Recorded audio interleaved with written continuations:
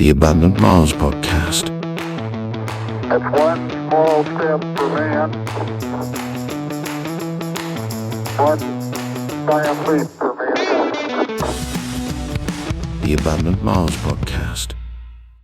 Civilization advances by extending the number of operations we can perform without thinking about them. Alfred North Whitehead. Good morning, good afternoon, good evening, good night, or good flight, potential Martians.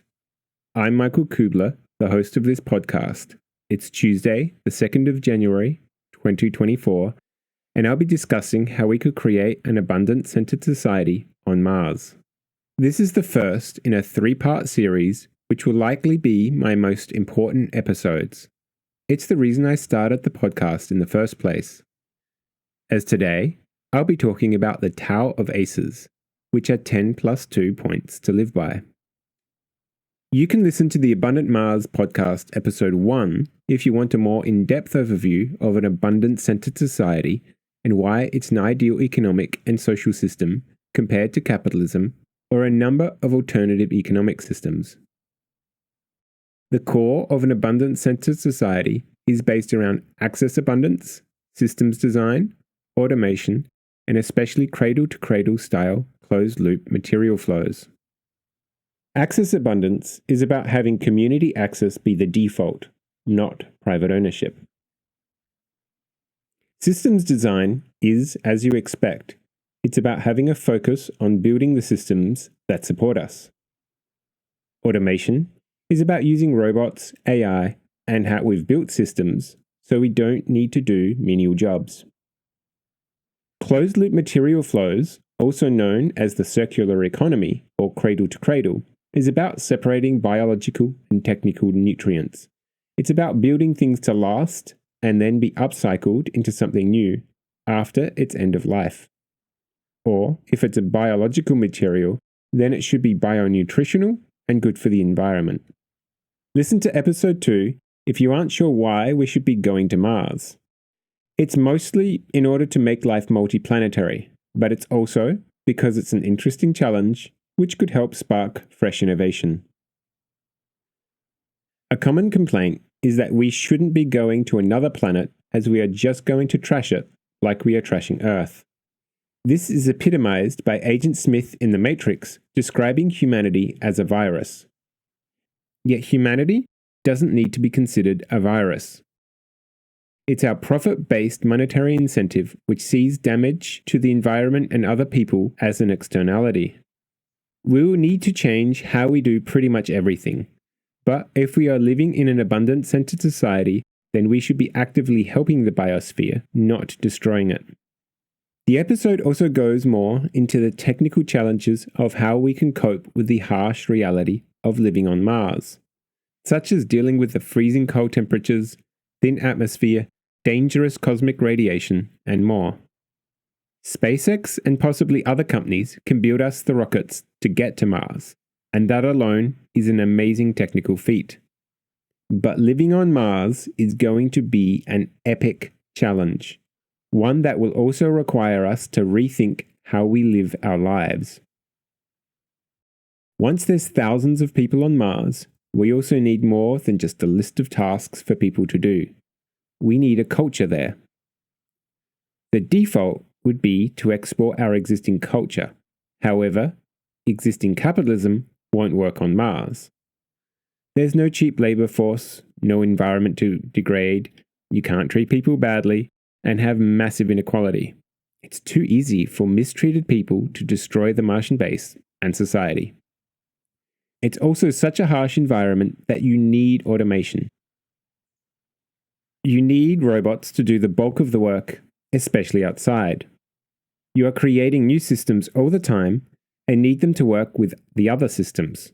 So you need a systems thinking focus. It's sometimes over a 40-minute round-trip delay for signals from Earth, so you can't just rely on someone from Earth to guide you through fixing something. It's also 2 years between physical trips. You can't just order a technician to come out and fix the dishwasher when it's broken, which is likely given the gravity is only 38% that of Earth's. You need to be able to fix, improve upon, and create nearly everything that's sent to Mars. It needs to be an open source society. You also need people working collaboratively. Under a capitalist system, you would end up with 5 competing companies providing internet, maybe 15 different power companies, and even more groups fighting over who owns a combination. You wouldn't want such organizations working in proprietary, garden-walled ways, intentionally not interconnecting with similar products. You might not have Wi-Fi access simply because you're with the wrong provider. That's the sort of thing bad movies are made from. When you are living in an abundance-centered society, whereby there's enough closed-loop material flows and access abundance, you no longer have a need for money anymore. It's a post-scarcity, post-monetary system. With so many things changing, you need a new culture and mindset. What would you consider in regards to building such a new culture from the ground up? I've been thinking about this for some years, and that's why this episode is about the Tao of ACeS, a set of 10+2 principles I recommend for people living in an abundance-centered society. The principles are ways of thinking which can help people know how to make decisions and navigate society. They aren't complete. I can't possibly guess everything that's required. We haven't got a working abundance-centered society yet, so we can't iterate on these. Thus, these are just an initial proposed set, up for working and debate. Almost none of these are my own concepts. They are just ones that I feel would have a great place in an abundance-centered society. The Tao of ACeS. Here's just the quick version. Number 1, an abundance mindset. Creating abundance through cradle-to-cradle systems design, access abundance, and automation. Number 2, responsibility-based. You should look after the systems that support you and your fellows. Number 3, reduction target. Try to reduce needless violence, waste, and stratification. Number 4, the scientific method. We want to pursue abundant knowledge, but apply it ethically. Number 5, dynamic equilibrium. We should expect change just as our universe is always changing. Number 6, Dataism. With enough data, we can have previous examples to go on and select the best course of action, even if it goes against our instincts and emotions. This is the next stage beyond humanism. Number 7, integral. This is about understanding yourself and how to reason in order to increase your personal sense-making. This includes psychometric profiling systems like the Ocean Model and Spiral Dynamics Integral. Number 8, intelligence quadrant.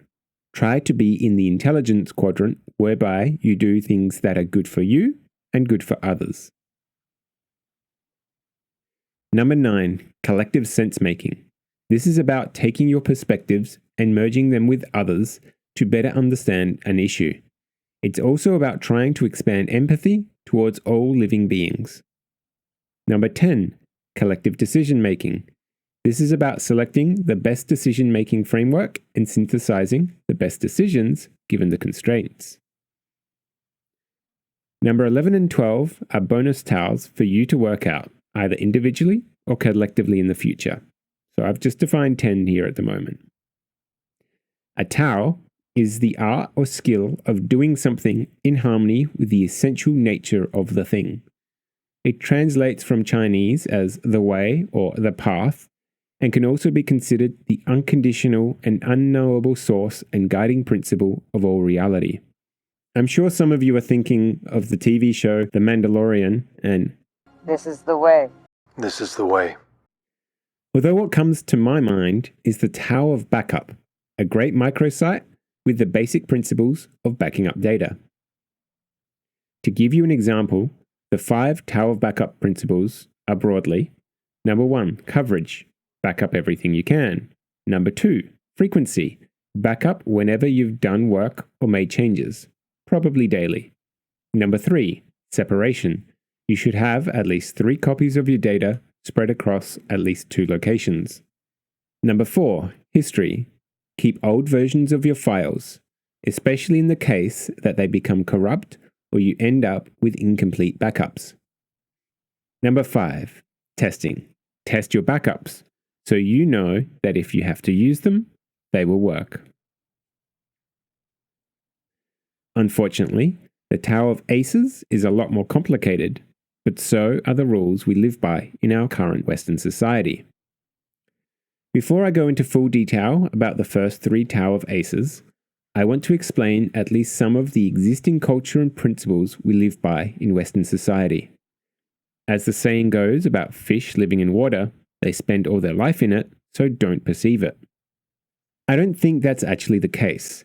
They know of air bubbles and the surface.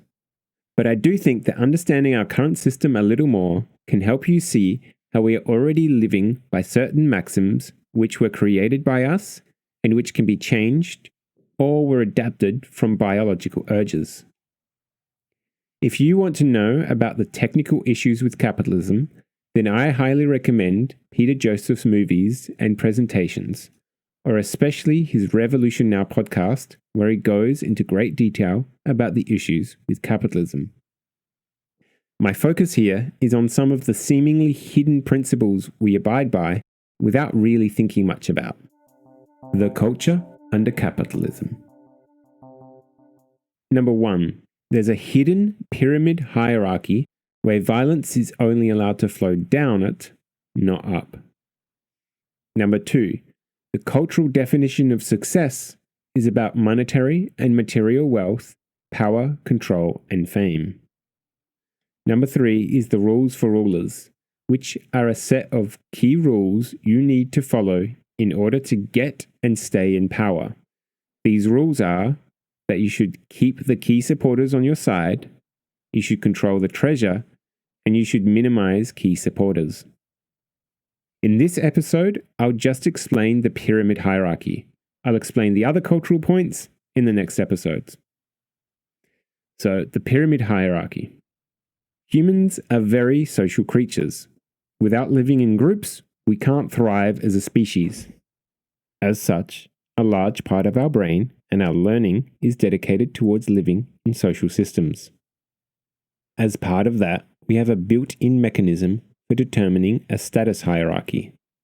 People higher up in status are generally higher up in a pyramid structure we individually generate in our minds. The issue is that, especially under capitalism, someone higher up in the pyramid is able to cause violence to flow down the pyramid. But we generally get upset if it flows upwards. For example, if a police officer hurts a homeless person, that's unlikely to make the news because it's violence flowing downwards. But if a homeless person kills a police officer, then it'll be a travesty. That's violence flowing upwards. If it turned out that the homeless person was a war veteran, that makes it harder because people aren't sure where in the hierarchy the war vet is. If it also turned out the police officer was corrupt or something even worse, like a pedophile, then they'll be dropped down the hierarchy to be classified as a criminal, and the homeless person could be considered somewhat of a hero by some. Depending on who you are and where you live, you might consider the pyramid layers from bottom to top to be comprised of criminals, homeless people, people not like you, people more like you, police officers, politicians, rich people, and maybe the president or prime minister of the country, and then probably the president of USA as part of the top tier. We are almost always subconsciously evaluating where ourselves and other people are in the hierarchy. However, the hierarchy can change drastically depending on the context. The one I just explained is mostly based on the cultural definition of success, that of power, wealth, control, and fame. But it's different, for example, in a family context, like at home. If we are setting the table, then as the primary earner for the family, I'm often considered to be at the head of the table. Although that's not my favorite spot, so that's not where I sit. Because of my skills in programming and entrepreneurship, I'm currently the technical co-founder of a SaaS platform. When it comes to the technical side of things, I'm at the top of the hierarchy. But my co-founder is the product manager and the reason we have the money to develop the software. So whilst partners, he's still a half step above me. Contexts can change drastically, and the movie Triangle of Sadness shows this really well. Some spoilers ahead for the movie. There's a lot of rich people on a $250 million large cruise ship, and they're seen as an authority nearly that of the captains. Below the captain and multi-millionaire passengers is the first officer, the head of staff, and down to the lowest janitor. Things go bad, the boat sinks, people end up stranded on an island, and quickly are running out of food. Of course, the millionaires have no good survival skills on the island.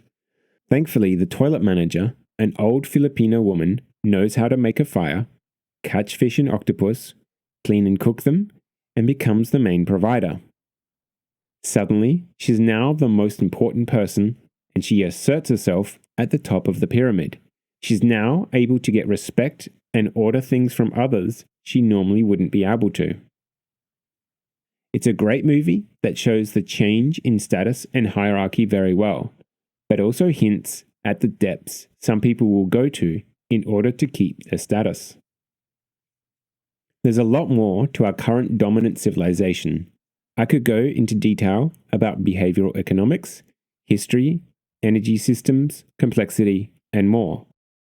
However, it's time to look to the future. Time now for the more detailed Tao of ACeS. Instead of using money and pricing mechanisms, we need a different set of systems that influence how we work and what we work on. Instead of our current cultural definitions of success, we need something new. Whilst an abundance-centered society has some core aspects to the economics, I see the Tao as the main tenets of the culture.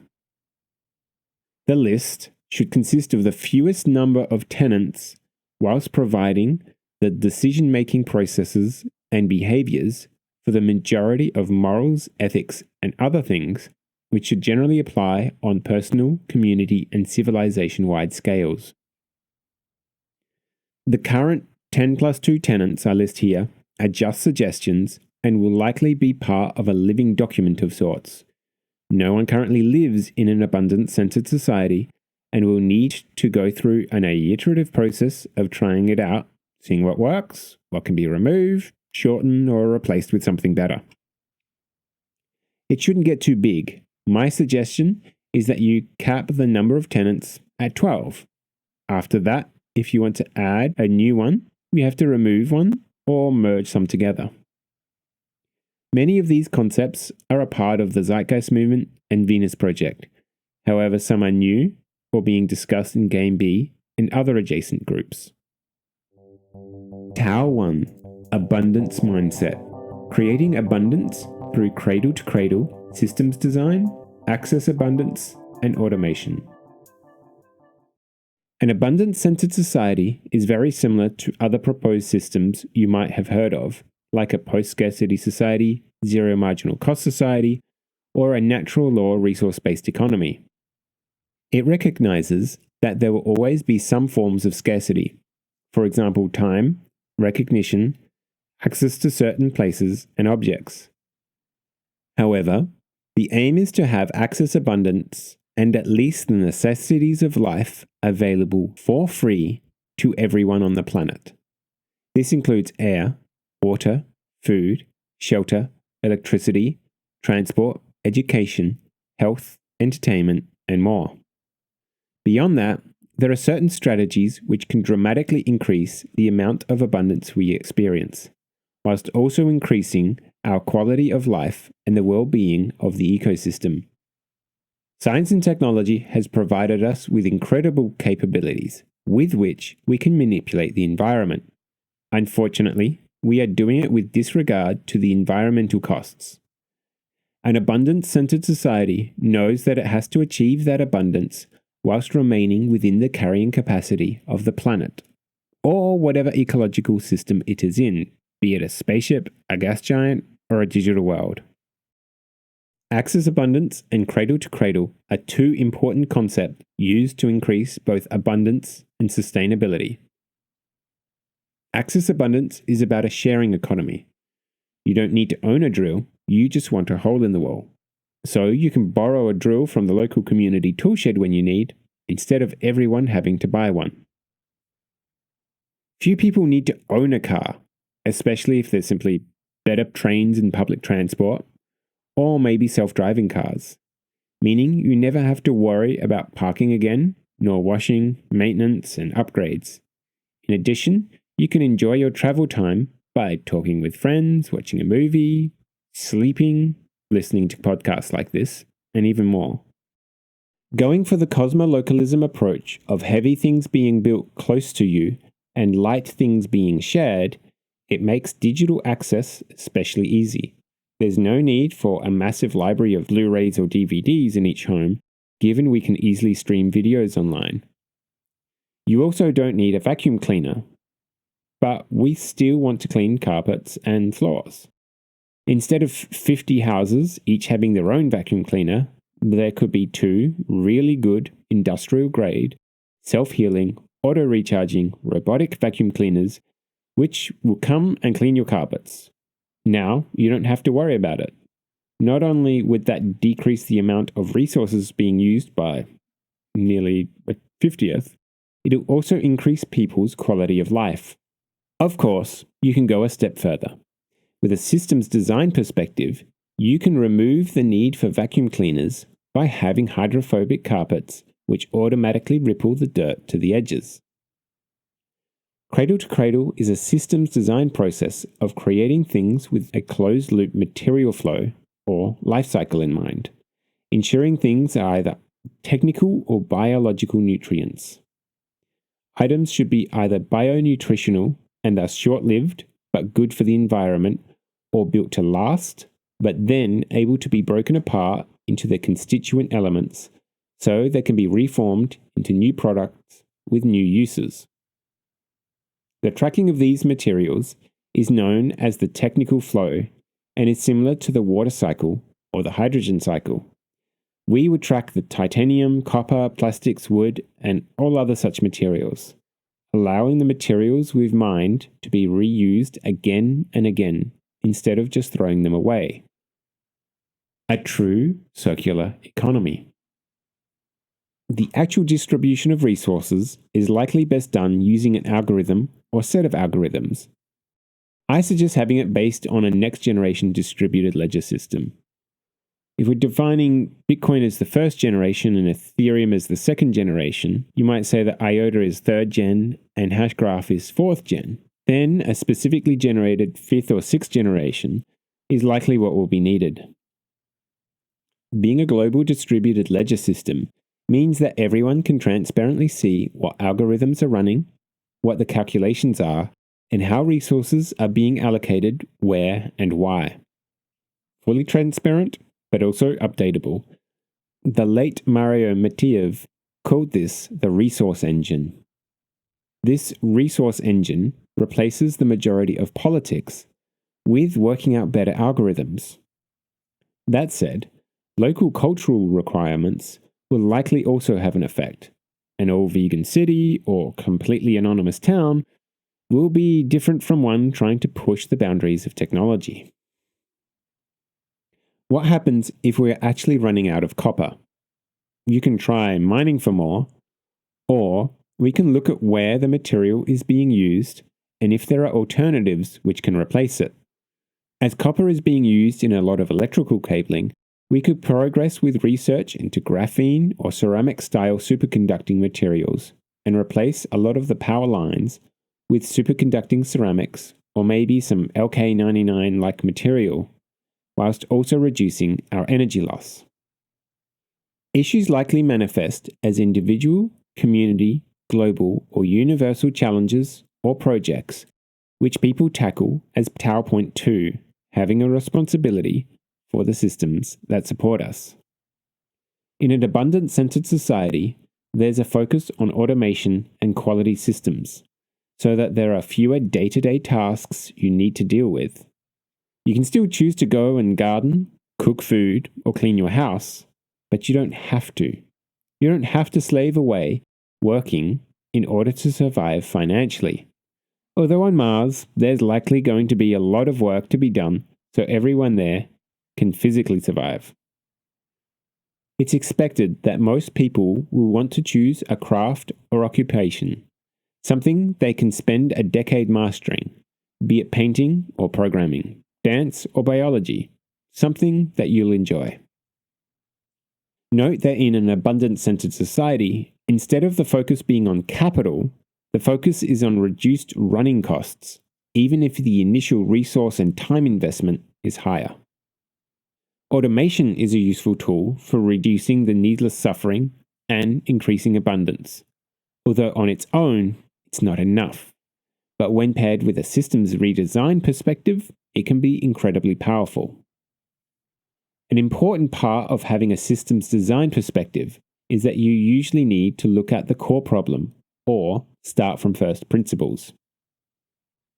I've found that this usually involves zooming out or zooming in your thinking to the appropriate level and looking at it from different perspectives. For example, if you are trying to automate supermarkets, your first thought might be to replace checkouts with self-serve checkout stations. But that's only changing who is doing the work. You could put RFID tags on all items and let them walk out, detecting what they are taking from the store, which saves the scanning step. Think about it though. Most people usually drive to the shopping center, get out of the car, walk to the shop, walk around selecting products and put them in a trolley.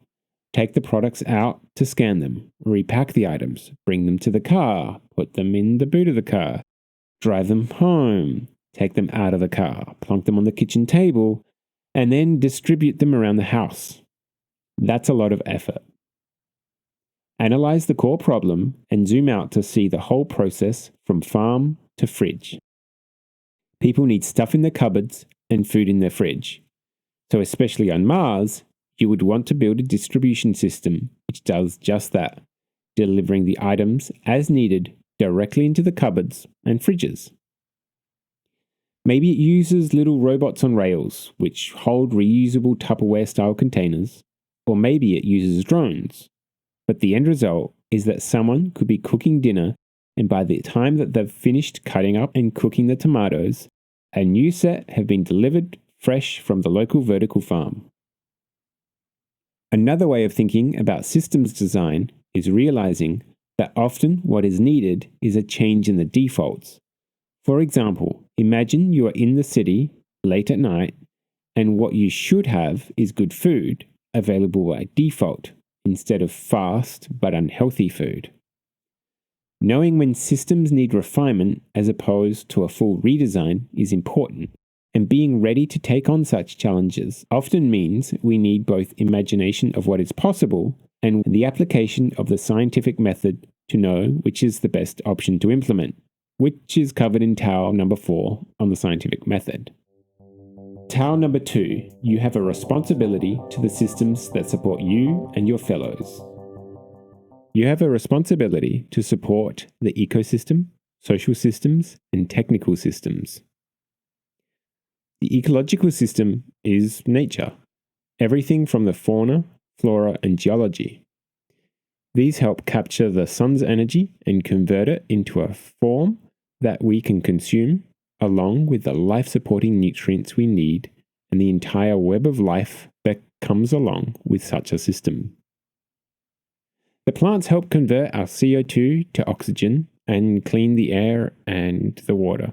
Animals help in a myriad of ways, from pollinizing to fertilizing. Even the bacteria in our gut help break down our food into the essential amino acids that we need. We need an ecosystem to survive, and we are a part of that, not at the top of some pyramid, but as part of a living cycle.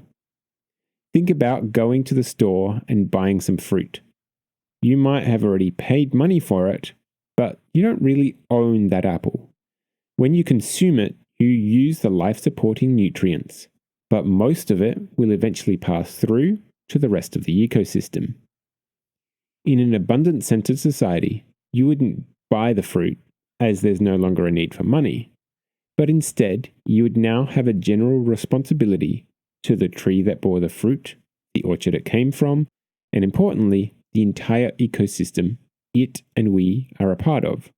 You might not be able to directly help that specific tree, but you can help the system in other ways based on your skills and capabilities. A form of paying it forward. The social and technical systems can be considered human-run subsystems inside of the ecosystem, but they have their own requirements. The technical systems are things like the production and use of goods and services. They include the chair you sit on, the phone or computer you use, the internet you access, and associated storage and computing power. Even the clothes you wear. When you think of IQ and what you can create, it's most likely applied to these. The social systems are our institutions, knowledge bases, ideologies, and ethics. Our culture, friends, and family. They include the governance structures and decision-making processes we use, and of course, these very tenets. These are usually more of the EQ-related things, generally about people and to a large extent our emotions. Your responsibility includes supporting and developing these systems and refining or redesigning them if need be. In general, the aim is to design such systems without the need of much menial labor. Reducing the labor needed for general running and maintenance of the systems through automation, systems design, or sometimes behavior change. There's almost always going to be some manual maintenance required, but the aim is to reduce it, as per the Tao number 3 reduction target. People vary in a variety of ways, the most basic aspects being skills, capabilities, and availability. Thus, the actual tasks done will vary from person to person, likely drawn from a combination of both what their skills are, what is considered important and urgent, or important but not yet urgent, plus what they are attracted to. People also have different work intensities and styles. Some might work every day for years, whereas others might spend decades leveling up and then invent something which removes the need for thousands of others to do such daily work. That said, as per Tao number 8 on being in the intelligence quadrant, if you're a bandit or a stupid person, which is someone who is consistently doing harm to others or themselves, if you end up in the lower quadrants, then maybe keep away from doing too much work until you've first resolved that and you aren't a detriment to society. As part of your responsibility to the systems, you should understand how to balance production versus production capacity. In a technical system, production would be creating a new chair using a 3D printer, whilst production capacity would be about creating more 3D printers or possibly a mold of a chair for faster injection molding production. For an engineer, production might be designing a new drone or writing software to help the drone fly better with less working rotors if there's an emergency. But production capacity is usually about personal recharge and recovery, as well as increasing our personal capabilities. It might be that you spend 3 days working really hard, then have a couple of days off to relax and recharge. Or you might spend a couple of weeks on a training course or learning new systems. Another way of thinking about getting the right balance is about the need to find the right tension for a violin or a guitar string. Too tense or too slack and it won't sound right. It needs to be tuned just right, which is to say that over or underexerting yourself too much is detrimental to your physical and mental health, and thus your happiness. This is mostly because of our biology and our need to have some glucocorticoid stress hormones in order to even get up and be productive. But too much or too little stress can be crippling. It's a narrow range. Given we are changing the cultural definition of success, your status will be based more on a meritocracy. It's likely to revolve around how you are contributing to society. An example is that of two people. One helps a little old lady up the stairs every day. Another is an engineer called ACeS who develops the safety elevator. Now, elevators around the Earth are helping millions of people an hour move up and down. Other people might focus on powering such buildings and elevators with renewable energy, and thus reduce the damage done to the environment and people's lungs from, say, coal power plants. Although coal power plants aren't an option on Mars. Next, we just need musicians who can create better Muzak elevator music. Oh, and an Omnivator that can go anywhere in the Mars base? That would be really cool. Tao number 3. Reducing needless violence, waste, and stratification. Violence. We should seek to minimize needless violence, be it direct or indirect, structural or ephemeral, physical, emotional, financial, or even intellectual violence. But mostly the focus should be on reducing destructive physical violence, be it fistfights or being stabbed or shot. We can never achieve zero suffering, at least not as biological entities. Our biology wired us to survive, not be blissfully happy, and there are forms of suffering that are important for our development, from physical or mental exercise to the suffering of a tree being blown in the wind to strengthen it. These things harden us and let us better cope with the realities of life in a complex universe. There is also certain types of creative destruction as part of the dynamic equilibrium process, which we covered in Tao number 5. Despite humanity's advances and general reduction in violence in the last few hundred years, there is still a lot of needless suffering. As I record this, we have Russia trying to invade Ukraine, and Israel and Palestine at a much more intense level of fighting.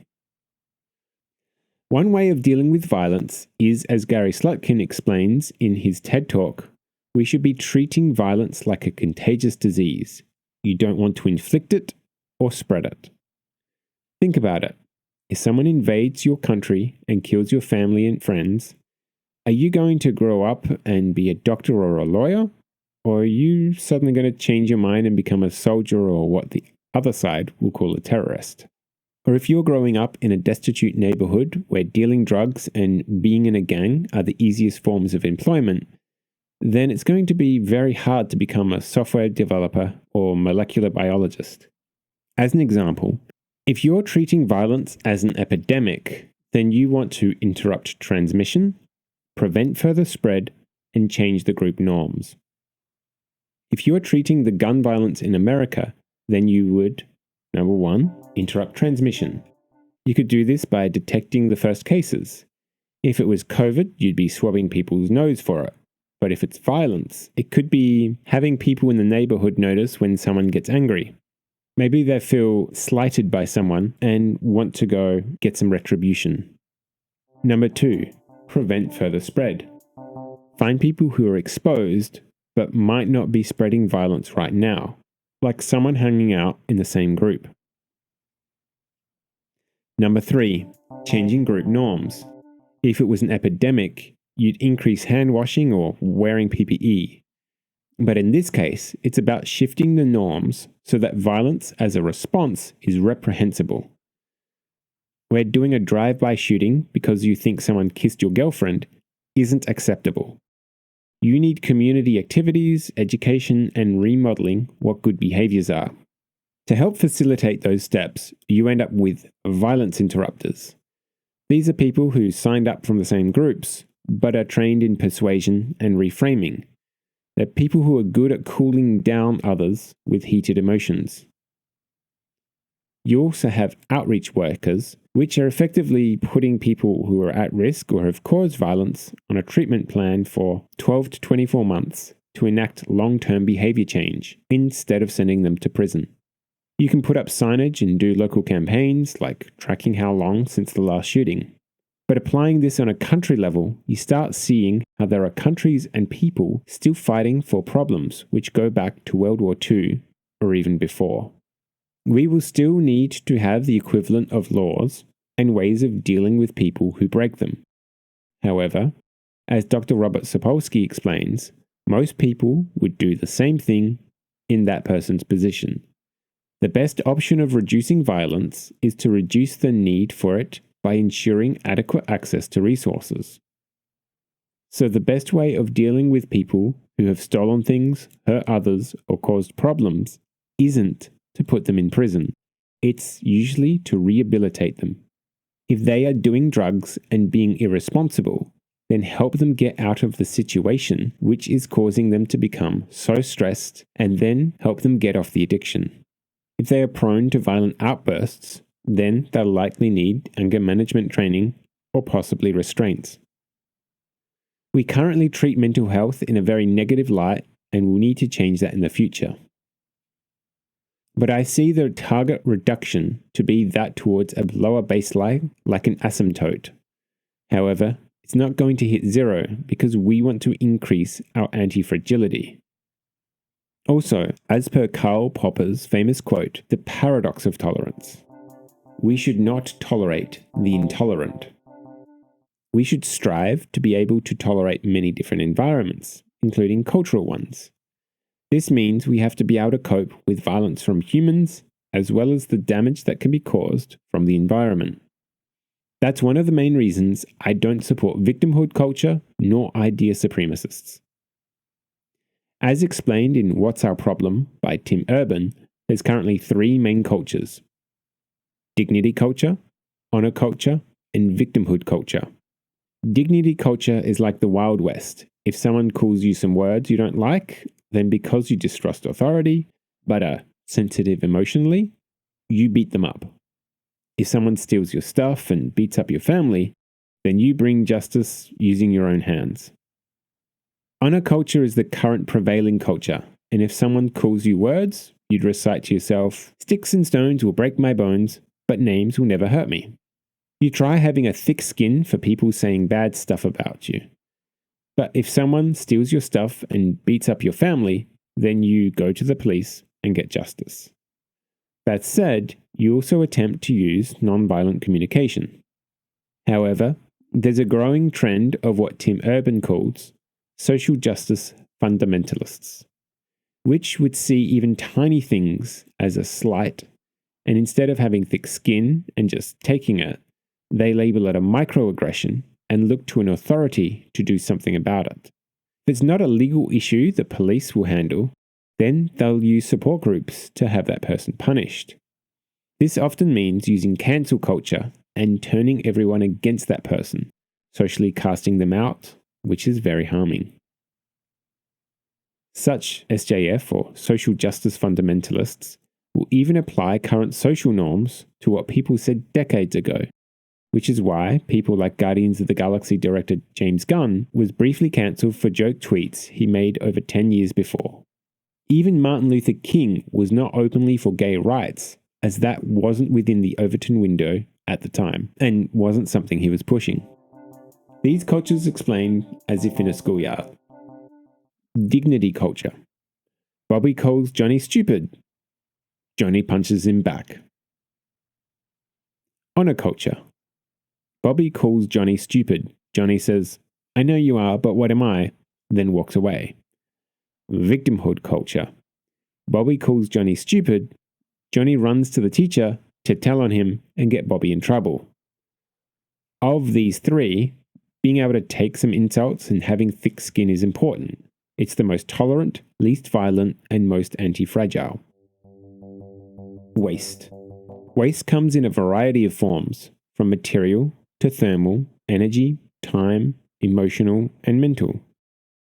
Most waste is actually just a form of energy or material for which we don't yet have a process of managing and putting back into the ecosystem. Within an abundance-centered society, we live using the closed-loop material system.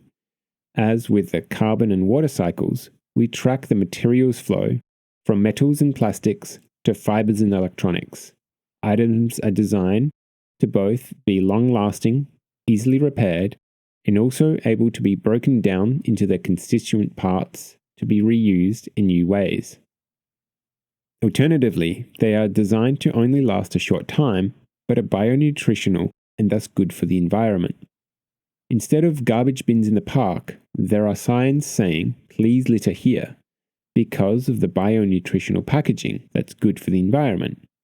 There's also the Tupperware economy, reusable containers that are part of an interconnected distribution system, in which case you would put the strong, reusable containers into the appropriate bin-like receptacle for them to be taken away, cleaned, and reused. In such a cradle-to-cradle system, nearly all material items can be repaired, reused, recycled, or composted. However, there is still energy used in such processes, and therefore we don't want to needlessly generate large amounts of waste. It's unlikely we'll ever be able to prevent the release of all thermal and other forms of waste energy from dispersing, as entropy is hard to stop. However, we shouldn't needlessly waste energy. The wasting of time and emotional and mental energies is likely one of the more interesting challenges. Note that we should definitely spend lots of mental energy processing our thoughts. We will have to go through lots of emotional turmoil in our lives, and we will spend a lot of time doing seemingly little. But most of what people consider time wasters, such as computer games and TV shows, can provide positive benefits, even if they are simply entertainment or as a stress coping mechanism. There is unfortunately a large amount of needless bureaucracy and other actual wastes of time. Filling in of forms and applying for things can be an astounding waste of time. Most paperwork could be automated, simplified, or simply removed. Thankfully, in an abundance-centered society, whilst we'll track resource usage, we can do that in a general and automated fashion. We don't need to require people to pay for everything, and it will dramatically reduce a lot of needless lineups and wasted time. Even simply having free Wi-Fi means Internet of Things, IoT, and lots of devices will be able to connect freely and easily, opening up whole new areas of possibilities. So, we've talked about violence and waste. Now, stratification. The reduction of needless stratification helps address the extremes of wealth and poverty, especially when paired with competition. These extremes often reduce our ability to innovate and be productive. The work by Richard G. Wilkinson and Kate Pickett in the book The Spirit Level, Why More Equal Societies Almost Always Do Better, explains this well. Social stratification is the hierarchical or vertical division of society, according to rank, caste, or class. Humans have elements of both pair bonding and tournament alpha male systems.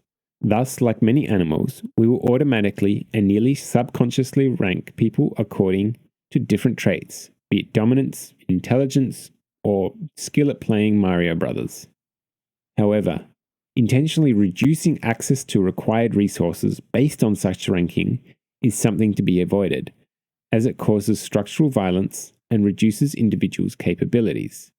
Remember, people have different traits, and you shouldn't judge a fish for its ability to climb a tree. Most people can accept a difference of, say, 3 times between the richest and poorest. But the difference in income inequality between the richest 1% and the bottom 20% is at least 104 times as much. And CEO pay is 324 times that of worker pay as of 2021 in USA.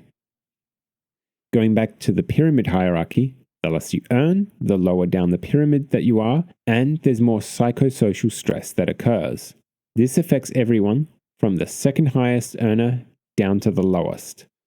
This means that you can look at nearly any index, like life expectancy, math and literacy, trust, social mobility, and they are all lower in countries with higher social stratification.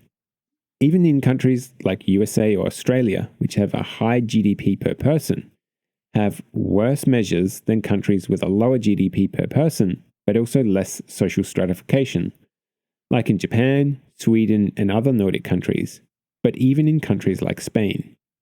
Looking at other stats, they can be higher and worse in countries with higher social stratification.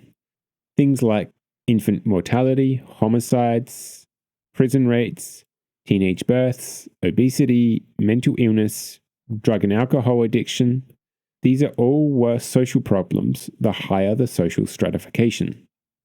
Reduced social stratification helps everyone, the rich and poor alike, even if it does help the poor slightly more. Also, we all do better by us all doing better. You could be the 10th richest person on the planet, part of the 0.001% who may own more than their fair share. However, if you get sick, be it cancer or some rare disease, you will still die. But it's possible that someone currently in a developing country has had the education and has the right mental model to create a cure for what ails you. But instead of researching and developing it, they are stuck doing menial tasks to pay off medical bills or student debt and aren't given the opportunities they need to explore that. But even people who are rather well off are still going to have reduced innovation, reduced health, and other issues because they are comparing themselves to the richest people in the world. By the same token, I wouldn't want the life of Elon Musk, currently the richest person alive. When every minute of your time is measured in tens of thousands of dollars and you run multiple businesses, it's hard to enjoy just spending time with your family or even just resting. On the opposite end of the spectrum, the research shows money does buy happiness, but only up to a point. If you earn $120 a year, it's unlikely you'll even be able to buy enough water. At $1,200 a year, you are still destitute and living in poverty. At $12,000 a year, you might be living in a halfway house instead of a cardboard box, and you might even have a mobile phone. But at $120,000 a year, you can live with your spouse and family in a nice house, have a car, go out traveling once or twice a year. So yeah, for $120,000 a year in countries like Australia or USA, if you earn more, you don't really increase your happiness. Instead, if you started earning $12 million a year, you would become more stressed, but your quality of life would not drastically improve, even if you think it would. In an abundance-centered society, you don't need to work in order to financially survive. You will still want to contribute to society and the systems that support you and your fellows. So, the financial stresses will be replaced with other motivations. Reducing violence, waste, and stratification towards zero, whilst having abundance, is what puts pressure on the systems to be changed, hopefully towards the good of all. Okay, so now time for a meta-analysis. I want to discuss why I've selected these Tao and why I think they're important, whilst also mentioning the good and bad points about them. Number 1, an abundance mindset. Why is an abundance mindset important? Our current monetary system expects infinite growth, but we are living on a finite planet and we are already hitting the limits of growth and have overshot the carrying capacity of the Earth. Unfortunately, due to inertia, it's going to be hard to change. So an abundance-centered society is a new system which makes the existing model obsolete. Because there's no existing biosphere to make use of, capitalism wouldn't do well on Mars. Hence, getting ACeS working on Mars is a good first step. An abundance-centered society also tackles the current issues that our monetary-based system causes and allows us to reach a new stage of human development instead of having to regress. Whilst other alternative economic systems have been proposed, none tackle as many of the issues as an abundance-centered society. So the good aspects are that we'll have a stable system that's not actively destroying human well-being or the environment. We won't have to think of humans as a virus destroying everything. And we shouldn't be worried about having to build a bunker and trying to survive some sort of end of civilization. The downside to a cradle-to-cradle based system is that building things will be harder, or at least hard in a different way. Choose your hard.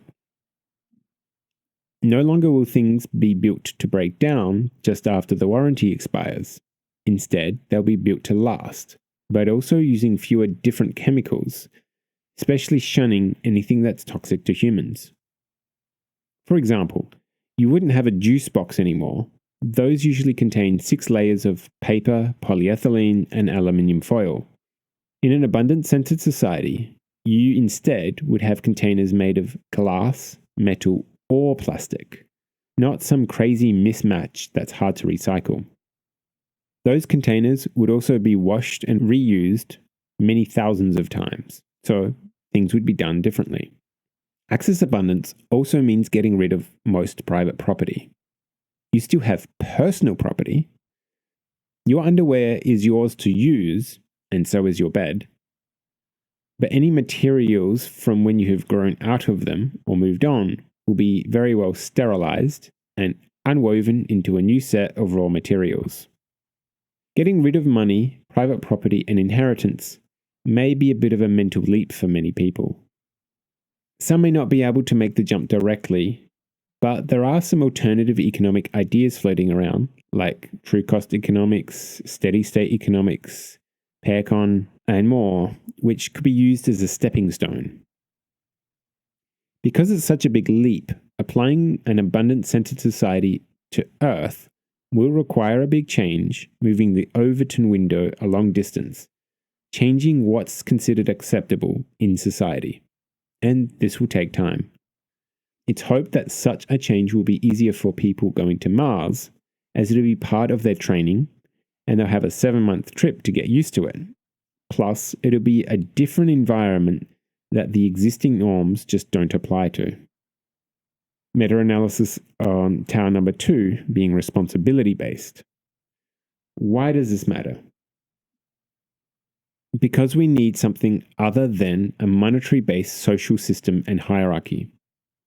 The other options include things like meritocracy, but that's hard to quantify. And more of a disaster scenario is using Woofy or Sesame credit or some sort of social credit, where people rate others' behaviors. It was shown well in the Black Mirror TV show, Season 3, Episode 1, called Nosedive, with Bryce Dallas Howard playing as Lacey, who gets bad ratings from people and so can't fly to a friend's wedding, and instead ends up having to drive in a crappy car, has to walk, makes a fool of herself, and ends up with a rating so low she goes to jail.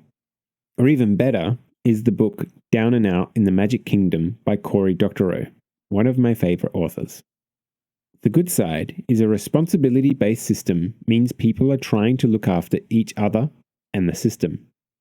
Thus, it should be inherently anti-fragile. It allows for a lot of different ways people can contribute, both individually and together. It helps for people to be in a flow state, where in the zone, where you're trying to do work that's just a bit above your current skill level. It's one of the most rewarding things people can be doing.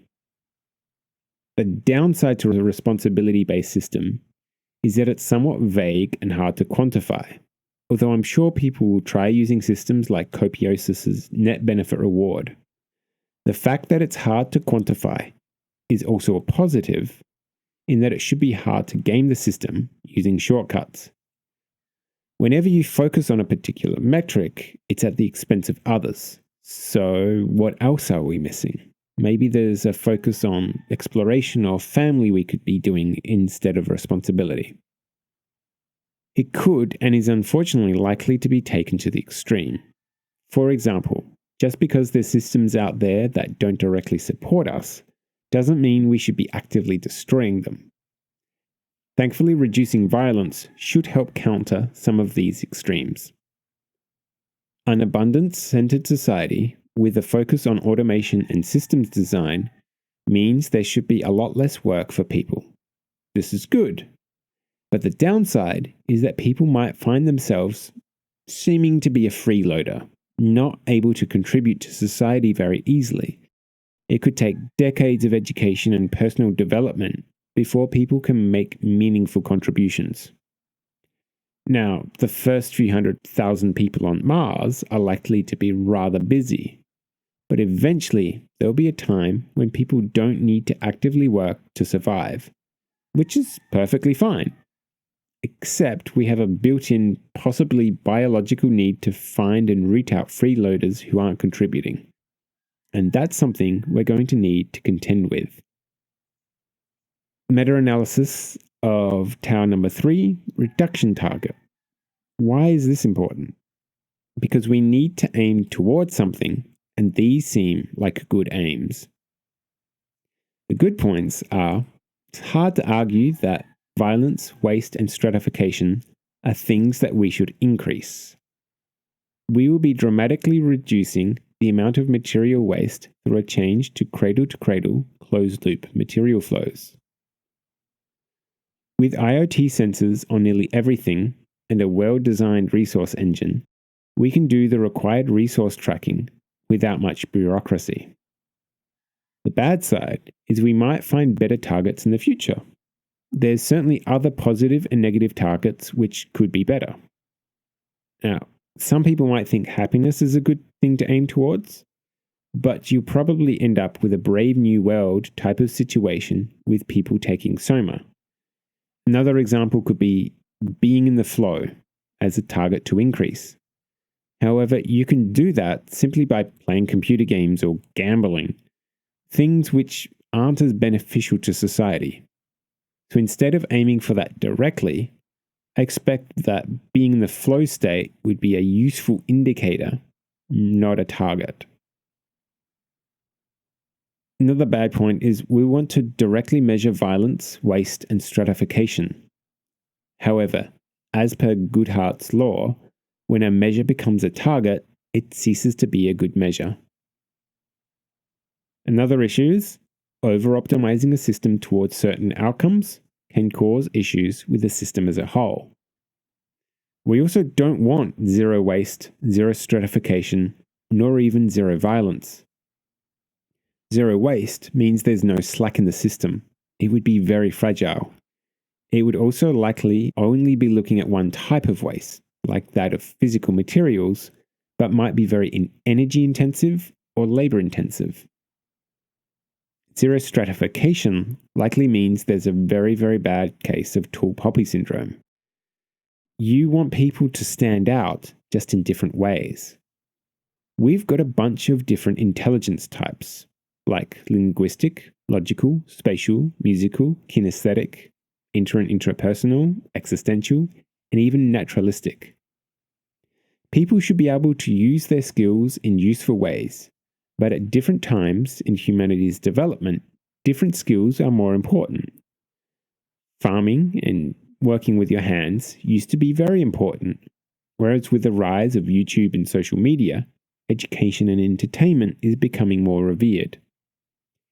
Engineering is likely to be important in the early days on Mars, but maybe when we start doing long spaceflight to the asteroid belt, the ability to do spacewalks and withstand lots of long trips in nearly zero G will matter more. The point is, if we have things of societal importance, some projects or goals, then we'll have some sort of a reward function on those things that matter. We'll reward those people more and direct more resources towards certain skills, and there will be stratification.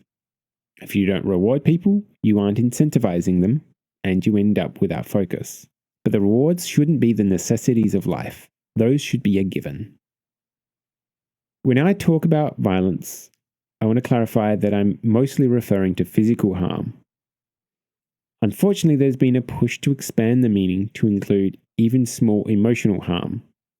But we can't completely smooth out life, and we shouldn't. We need adversity in order to make us stronger. Our society also needs to be able to do things like demolish old buildings, especially if it's to make way for a new amazing arcology. You might be sad that your old childhood home is no longer there and feel some emotional loss, but it's part of the creative destruction that comes with the ever-changing nature of the universe, which is covered more in Tao number 5, Dynamic Equilibrium.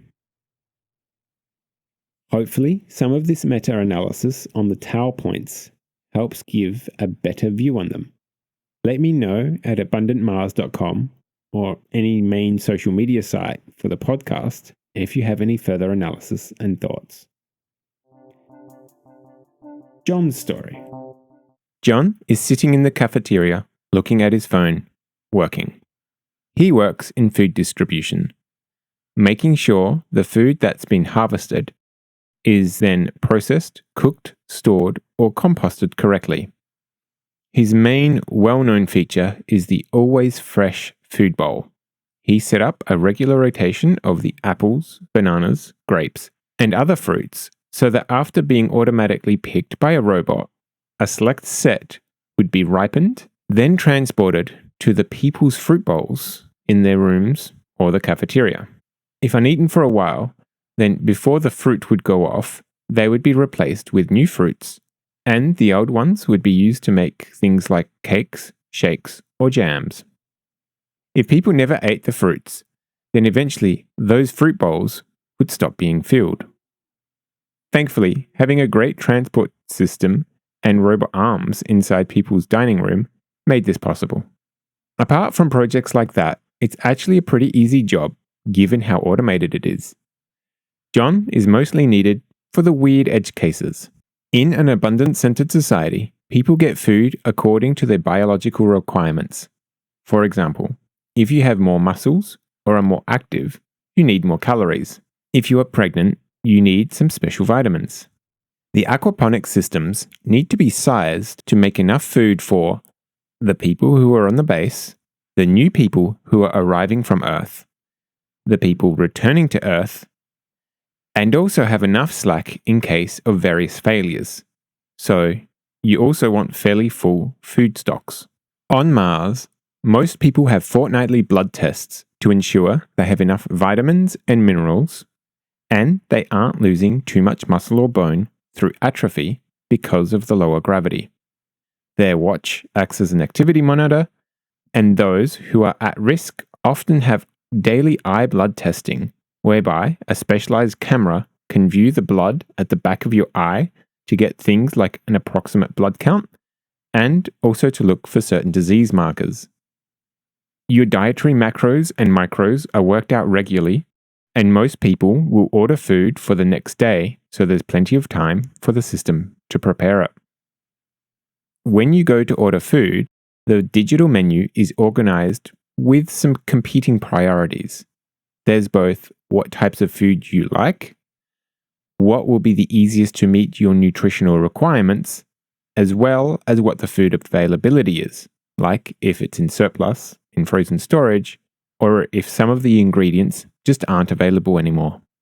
This means that the menu you can order from is different based on the current availability, although there's a lot of work done to keep a select set of foods always available. Thankfully, there's a fairly regular cadence of food expectations. You know how many people there are and how many serves of grains, meat, fruits, and veggies are going to be needed in aggregate. Things like apples, oranges, bananas, grapes, plus potatoes, tomatoes, lettuce, and cucumber. They recently added mangoes, pineapples, and avocados, which, after some years, have finally grown up enough to be productive and have added a nice sweet or creamy texture, unlocking new recipes. The food is grown in large vertical farming systems, which are a bunch of hermetically sealed rooms. There's a lot of control over the light levels, water, nutrients, and other aspects. This allows the horticulturalists to have batches of food become ripened at different times throughout the year. This reduces the variability over when the fruits are produced. Instead of a lot being available only for a short harvesting period a couple of times a year, the artificial seasons are offset in different batches, so there's at least a set of each main food group ripening each month. It also helps that they use bees for pollination. They also grow grain foods. These are wheat, soybeans, and some barley, rye, and sugarcane. These are grown in what's basically brightly lit but barely tall enough to stand in warehouses with thin soil. For the plants to grow, they need the carbon from the atmosphere. They are great CO2 scrubbers that way, combining the carbon with the hydrogen from water to make starches and glucose. So the vast majority of their mass comes from the water and air. But they also need other nutrients like nitrogen, phosphorus, potassium, and others. This is the equivalent of vitamins for us. The air and water circulations do the heavy lifting. In fact, most plant rooms have extra high CO2 levels. However, there is a lot of complexity in actually providing the extra nutrients. There's a 4-way system for those inputs. The wastewater system provides the largest input stream, with the combined composting, chickens, and aquaponics systems helping with the rest. The wastewater system helps close the primary loop. People eat food, they can't absorb all the materials, and pass some of it out. The toilets are hooked up to the wastewater system, which takes the excrement and puts it into big, highly aerated vats full of bacteria.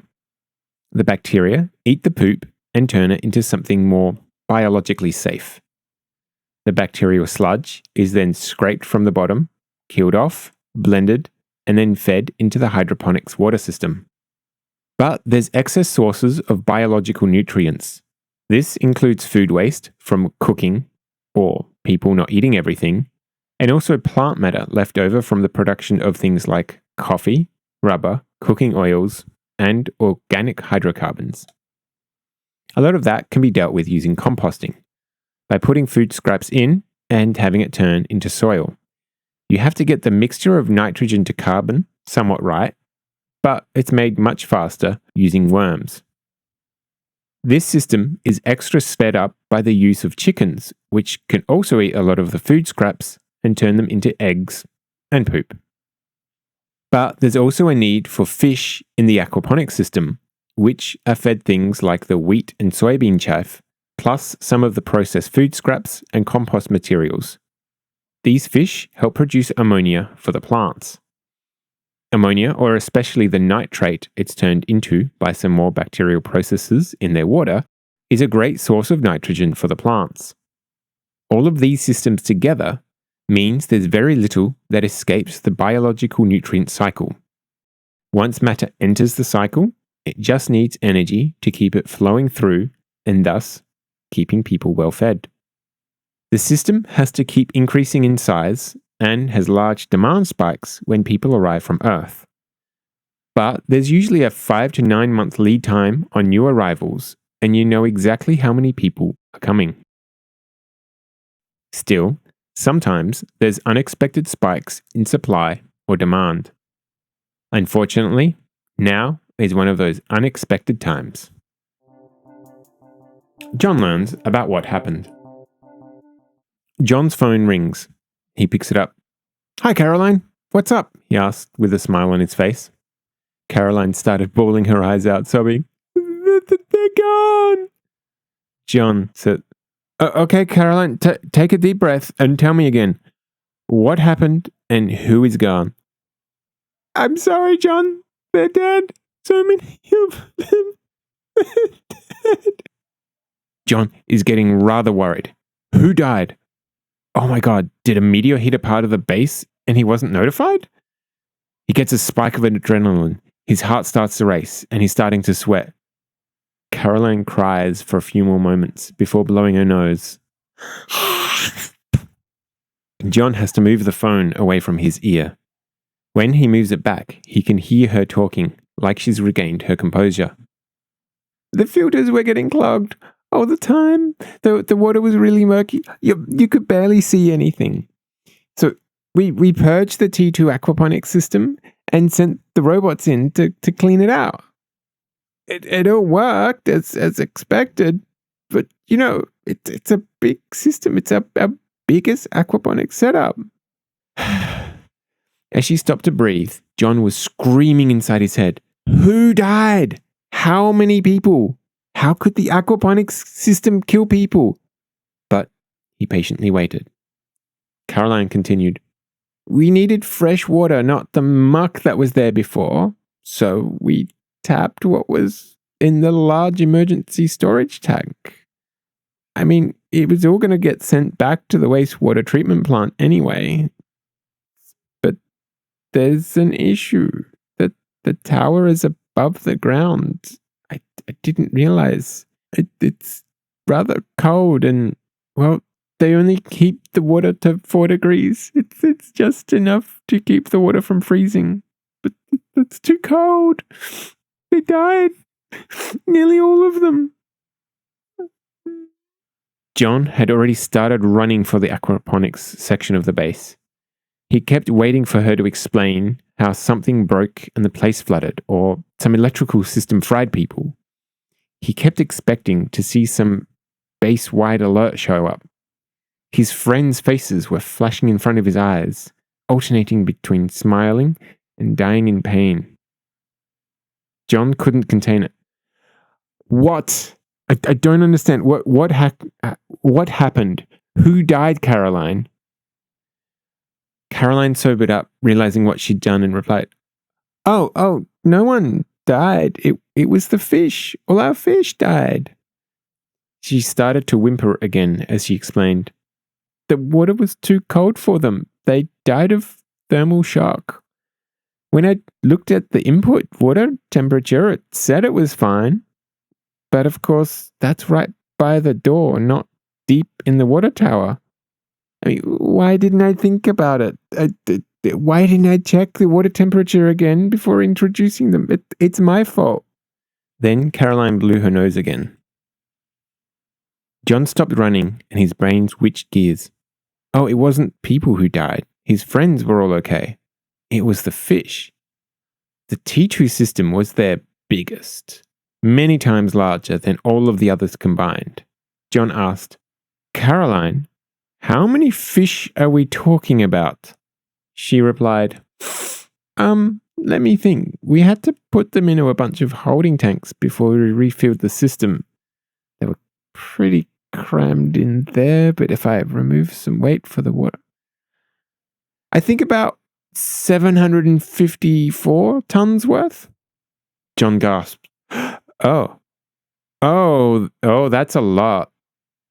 Caroline replied, yeah, I'm sorry.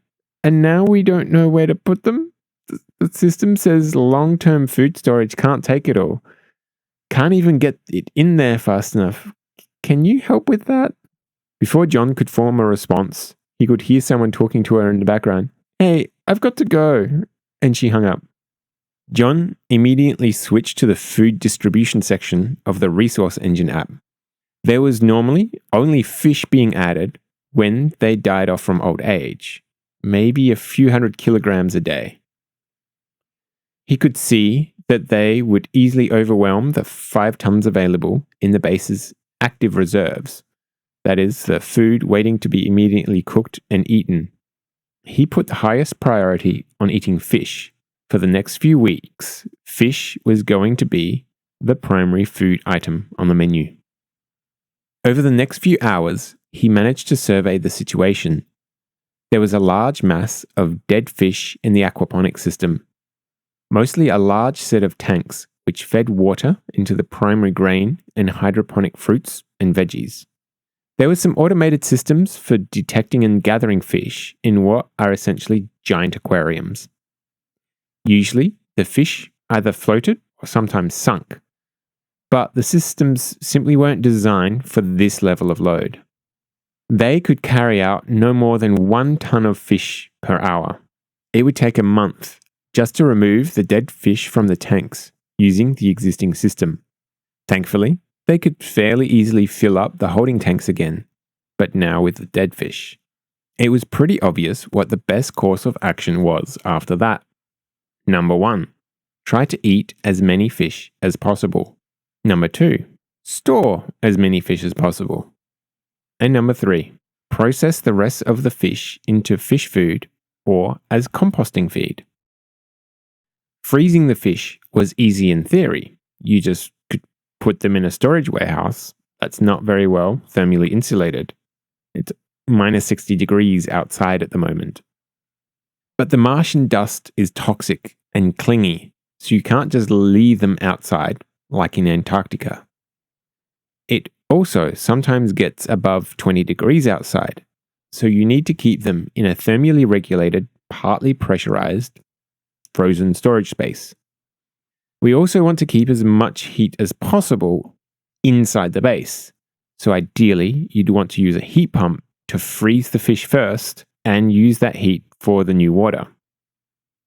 However, the frozen food stores are usually kept as full as possible, and there wasn't easily a 700 meter cubed or nearly 9 by 9 by 9 meter area available. That's the size of a 2-story building on Earth. Basically, they couldn't store it nor freeze it fast enough. But they could probably store 50% of it, at least as frozen. To even get them there, it would require a massive effort to drain most of the water again, and then have a continuous stream of robots filling up buckets full of fish and taking them to be frozen. John's mind was racing. He'd already messaged Andy about programming the robots, and Caroline about the holding tanks. He was now bringing more people into a group chat, seeing if anyone else on the base had some good ways of storing them. He talked to Caroline and suggested that they keep the water from getting warm, even if that means having to keep a stream of cold water over the fish. That would reduce the chances of them going off. The Mars base currently had provisions for up to 5 tons of fish to be in short-term storage. This is where the fish which had just died would be kept in a standing tank before being selected, cooked, and eaten. Eating lots of fish was fine for most people, as there wasn't many forms of meat. It was mostly fish or the occasional chicken. It's not normally a problem because there was plenty of protein in the veggies. Some people were vegetarian and vegan, and they wouldn't even see fish as a food option. But for everyone else, they already had to scroll quite far down in the menu app before seeing anything else but something with a serving of salmon, tuna, sardines, tilapia, or some other fish food menu item. The group of them worked together and released a notice to the rest of the base, letting everyone know what happened. Someone pointed out that if it was an excess of fruits, they could be turned into jam. So maybe they could set up some sort of preservation and tinning equipment for having dried or tinned fish. It looks like they'd be able to have tinned tuna and sardines that could last years, although it would take weeks to spin things up properly. But they could start drying out lots of the fish now if they used some of the excess heat from the iron forge, and they needed some metal anyway for the fish that they couldn't dry. Overall, they would be able to preserve 250 tons worth. Some of the fish would spoil, but they could be made into a paste and given to the new fish, which would be introduced into the system from those other aquaponic systems. That is, after the T2 system was properly refilled with nicely reheated water. Overall, it was not too bad. John and the others managed to make the most of a bad situation. There had been an increase in fish bones stuck in people's teeth, but that was about it. There's also now a thermometer placed closer to the center of water tanks, rooms, and other places, and an estimated average temperature is shown. This is especially important where there's a large temperature gradient, not just in tanks which are outside of the normal heated zone of the base, but also rooms which have been deactivated and aren't heated nor pressurized in order to save energy. There's also alarms set up properly now for the main aquarium water to prevent that from happening again. John's capitalism story. Under capitalism, John is working for the Rossum Food Corporation and is their main point man. He is the manager in charge. He gets a message from Caroline. Urgent. The T2 fish are dead. John heads over and takes some photos and gets the details from Caroline. He's already drafted a message for the corporation back on Earth. It'll be 18 minutes before they even get the message. Apart from checking that the dead fish extractor was working, they just waited idly for what ended up being over 2 hours. The email response was professional, but not pleasant. Dear John Denver Jr., regarding your email titled Dead Fish in T2, we would like to remind you that the Rossum Food Corporation is trying to poise itself as catering to the upper middle class and has recently had to compete with companies offering force-fed duck's livers or fish eggs. These competitors have recently reduced their price offerings and started aggressive marketing, as you yourself have previously highlighted to us. Thankfully, they are still many times the price of our fish offering. However, Rossum does not want to get pushed into a lower tier market. We want to maintain our $150 per kilogram price point. We have discussed the options and investigated the price of long-term storage, composting, and equipment hire. Given the current rate of food consumption, we have calculated an optimal outcome which will prevent us from flooding the market with cheap fish, whilst not costing us a lot to dispose of the rest.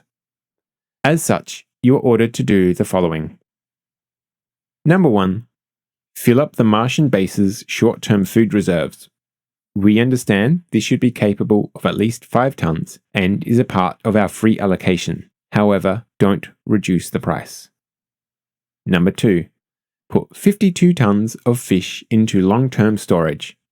We've secured a contract with the Mars storage facility, and they should be reaching out to you shortly to organize logistics. Number 3. Fire Caroline immediately. Her incompetence has cost the company over $100 million in lost potential revenue. This is unacceptable. As per Martian rules, we've released enough funds from escrow so she can buy a ticket back to Earth. But she won't receive a paycheck for the current month. We are currently investigating if we can sue her in court. Number 4. We have credited your personal account with enough to cover hiring a Martian digger and a large transport truck for 1 hour. You are to contact the number provided and ask for Joe. You are then to take the digger to a spot over the horizon, away from the view of the base, and dig a large enough hole to put the remaining fish into. Then cover them up. We estimate this will take more than 1 hour, and you will have to use your personal account to cover the remaining costs. You are the person in charge, and this happened under your watch. Signed, the Rossum Food Corporation. John read the email and sighed. He showed Caroline the email, and she started to cry. But how will I survive? She whimpers. I've only got enough savings for a month, not a year.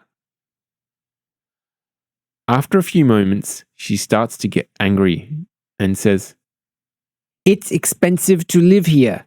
10 times the cost of living in New York. So either I die of starvation, homeless on Mars, in the next few months, or I can't afford the flight back and die of starvation, homeless on Mars. John said, Maybe you can get another job here? Caroline chuckled in amused anger. Have you ever heard of someone getting a job on Mars? You get assigned a job, train for a year or more, and then go to Mars. They also have a backup for your role in case you die during your tour. Nope, I don't think I can survive. All because of some stupid gauge that didn't tell me it was freezing cold water. She stormed off.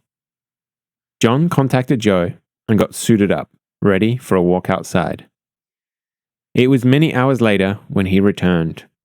Despite using a mining hauler, he had to do 7 trips in the truck. There was no way the mound would be invisible, but he was guessing no one would question it, at least for a while. That night, John rocked up at Caroline's place, rolling a large barrel there. She looked confused and then opened the door. Look, Caroline, I don't think it's right what they did to you, nor what they just made me do. I can't go against their wishes, so don't tell them I helped you.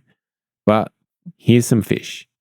You should be able to last another couple of months just off these and some cheap veggies.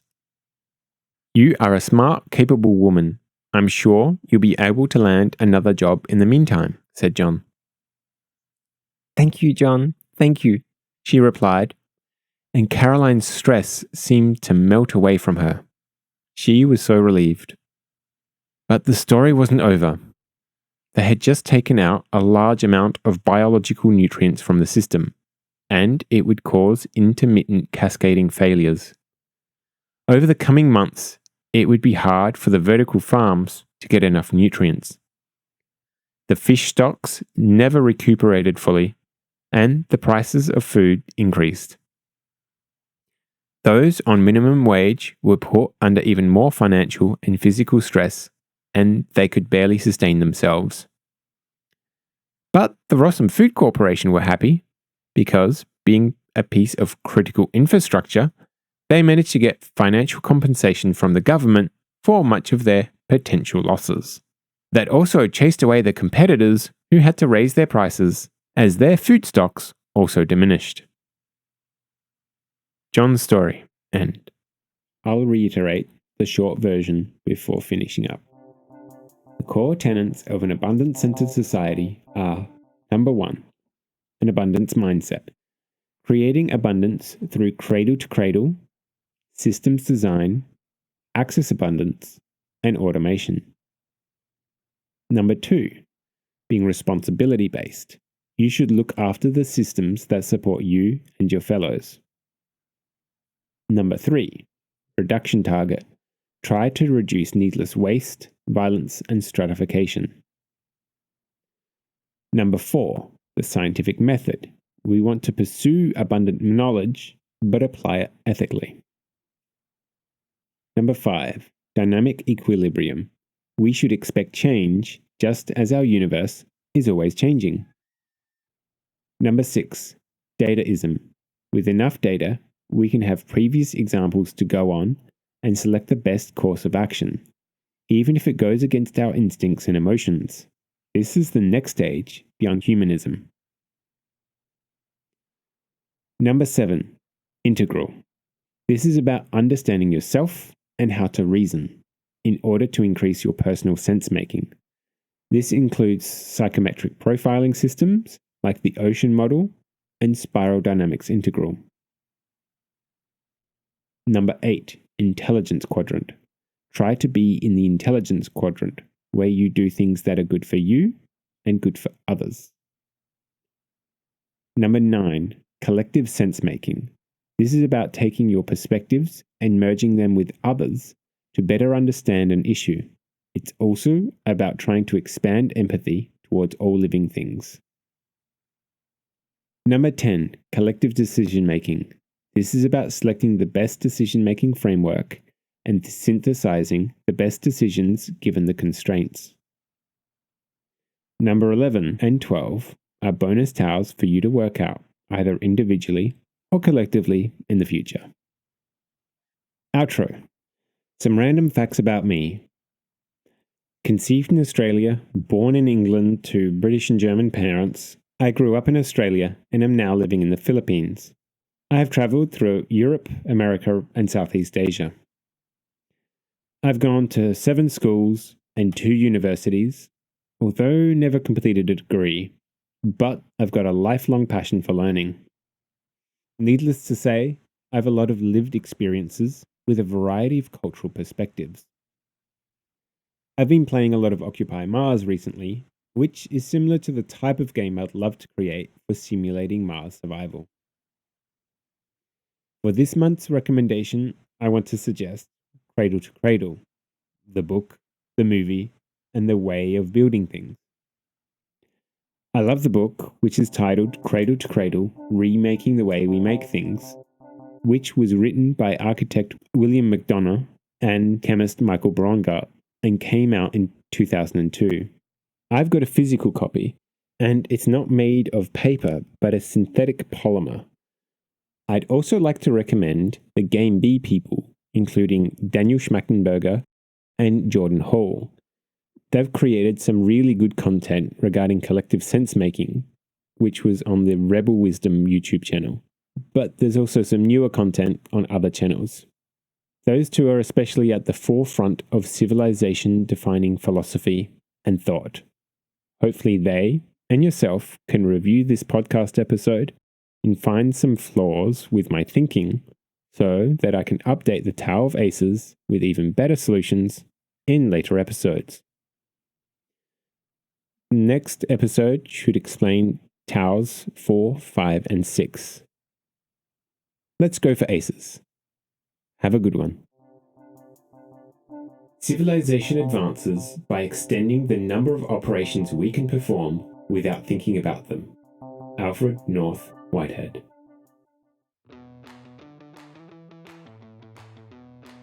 The Abundant Mars Podcast.